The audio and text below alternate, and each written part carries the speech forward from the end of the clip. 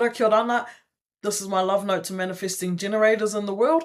I made a previous recording and it was 15 minutes long, but I didn't want to do you guys like that and have to sit through that. So I'm making a shorter version. So I've got a visual up on the screen to point to the centers and what makes a manifesting generator what you are. This chart belongs to a sister of mine whom I have a lot of love for, so I'm not just pointing at a random chart. I actually have a face and a name and the connection that I have with her as I speak and use her chart. And yeah, like I do with all the examples that I'm making when I have charts up. So these are real people to me, and I will navigate as such. So like the generator, the pure generators, right? You have a sacral center, okay? And sacral center energy creates our world, all right? You have the energy to create, to birth, and to see through the creation of all the many ideas that are out there.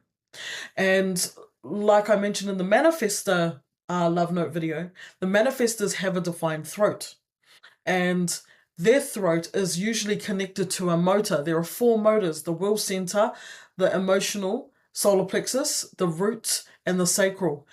But in the manifestor's case, their throat is only connected to three of the 4 motor centers, which is either the will, the solar plexus, or the root. Manifestors do not have a defined sacral. They do not have one, like projectors and reflectors.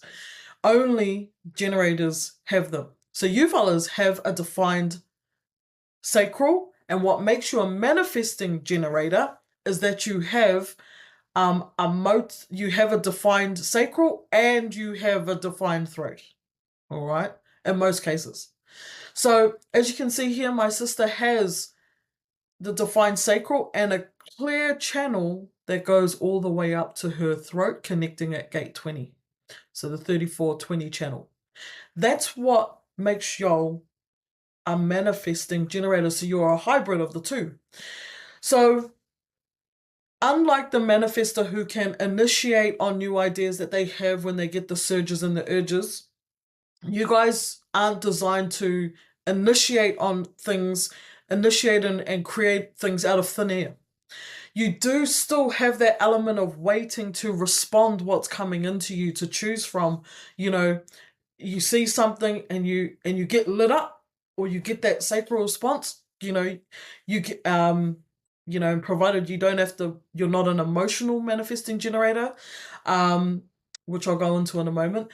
But once you respond,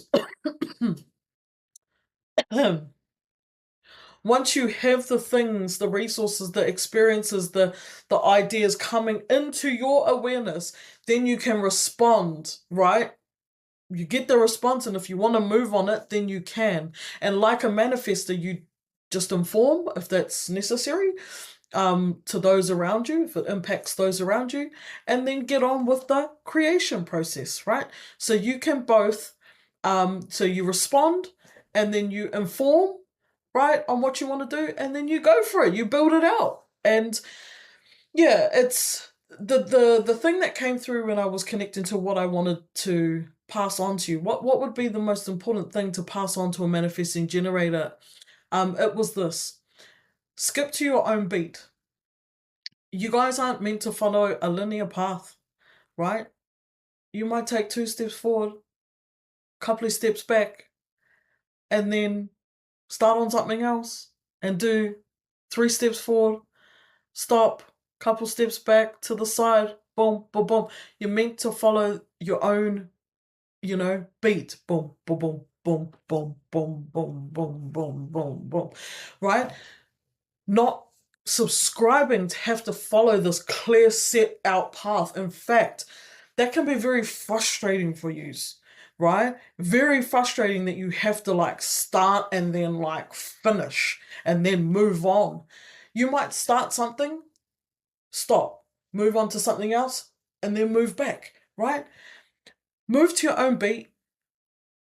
You have the permission, the freedom to skip steps or timelines if that's what is required. Like the generator, because you are a generator, do what you love. You know, do what you love in that moment. And the other cool thing that I wanted to share is that, you know,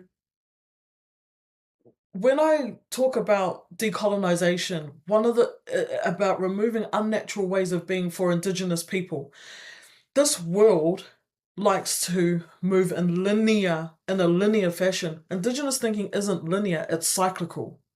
So passing this on to a manifesting generator, think in cycles that you may start something and you may get it to, I don't know, the next season and then stop, go do something else and then come back to that other thing in another season. And it's all good, right?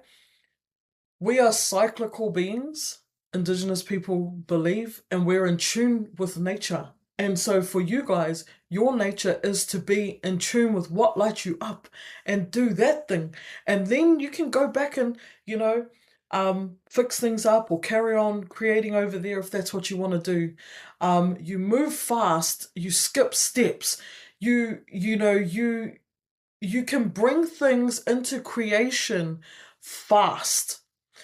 The thing that will fuck you up is holding the frame of thinking that you have to move in a linear, orderly fashion. No, you don't. You can skip to your own beat and you can change the song and you can, for me, I love music. I will put a song on repeat, repeat, repeat, repeat as much as I love it. And then it might go into a playlist and I listen to it, once every so often. And then I get a new song.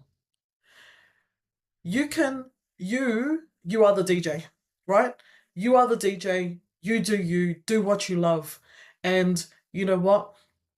A lot of the frustration that you fellas may feel, is based on the expectations that the world has of human beings. And this is why I love sharing human design, because we're all designed differently. And you guys, you're here to, show us and reinvent how things can be done, right? To completely collapse time. If it's traditionally taken us this long to create things, but through your process of trial and error and moving back and forth and skipping steps and, working on a couple of different projects at the same time, you learn the way that can be done more efficiently. That's what you're here to do. So you're the DJ.